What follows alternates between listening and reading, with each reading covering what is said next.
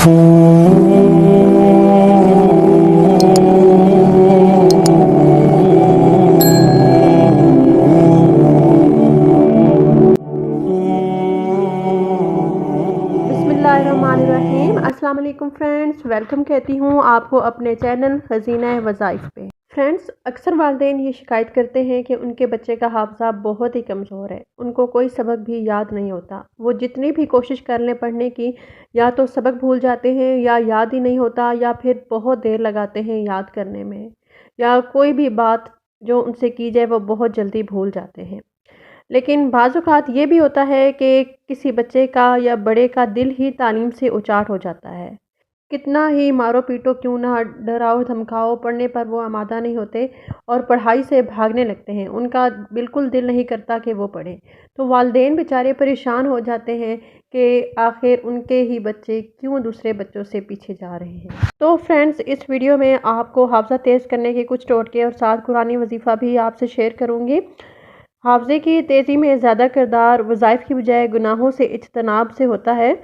गुनाहों से हाफ़ज़ा कमज़ोर होता है, लिहाजा सबसे पहले तो इंसान ये कोशिश करे कि सगीरा और कबीरा गुनाहों से बचे, इस्तिग़फ़ार की पाबंदी करे, क्योंकि इल्म जो है वो अल्लाह का नूर है और अल्लाह का नूर गुनाहों से भरे दिल में नहीं समा सकता।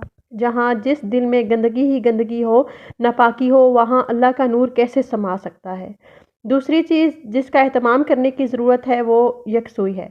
आजकल बच्चे मोबाइल पे अपना बहुत ज़्यादा टाइम सर्फ कर रहे हैं, गेम्स में लगे रहते हैं या कोई और एक्टिविटी। तो कोशिश करें कि मोबाइल का बेजा इस्तेमाल बिल्कुल भी ना करें। कुछ और पॉइंट्स हैं हाफ़ज़ा तेज़ करने के, जैसे कि नहार, मुँह, किशमिश और बादाम का इस्तेमाल करें। मिसवाक अपनी पंजगाना नमाज से पहले वज़ू में ज़रूर इस्तेमाल करें और कसरत से इस्तिग़फ़ार करें। तलावत कुरान मजीद का एहतमाम करें जो क़ुव्वत हाफ़ज़ा में इज़ाफ़े का बाइस है। साथ साथ हाफ़ज़े और ज़हानत पर कम नींद और बेख्वाबी भी असर करती है, लिहाजा अपनी नींद प्रॉपर लें और साथ साथ दिन को भी आराम करने की आदत डालें। इससे ज़हन बेदार रहने के साथ साथ हाफ़ज़ा भी तेज़ होता है। जो चीज़ भी याद करनी हो तो सबसे बेहतर टाइम जो याद करने का है वो है मगरिब के बाद का टाइम।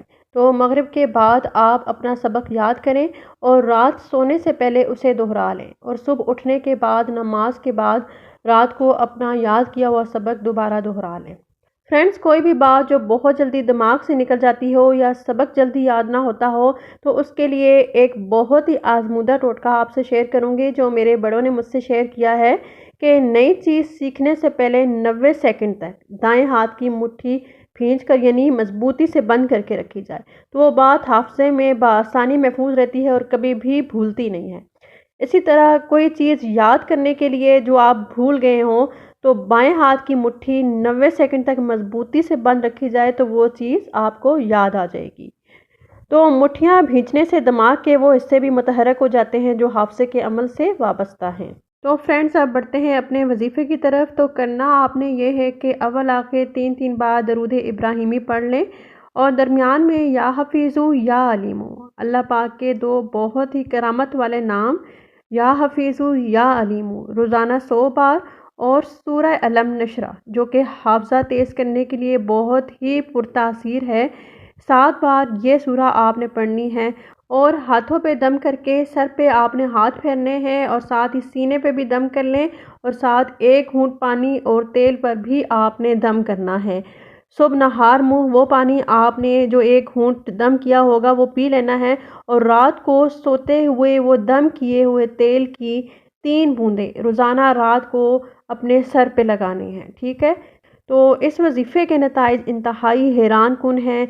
इंशाअल्लाह इस वजीफ़े की बरकत से 41 दिन के अंदर ही आपका दिमाग कंप्यूटर की तरह तेज़ हो जाएगा और आपको सबक इतनी जल्दी याद होने लग जाएगा कि आप खुद हैरान हो जाएंगे।